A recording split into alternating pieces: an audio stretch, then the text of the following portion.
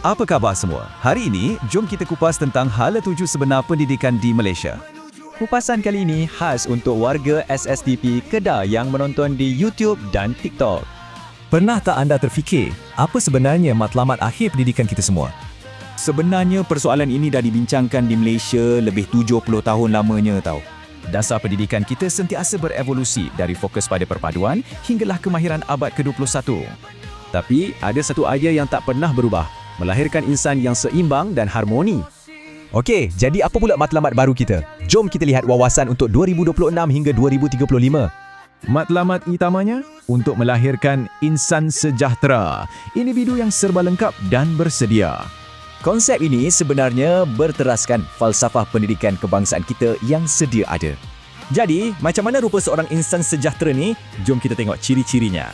Inilah dia, 5 ciri teras yang menjadi asas kepada pembentukan insan sejahtera itu.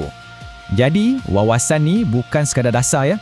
Ia adalah perjalanan peribadi untuk kita semua.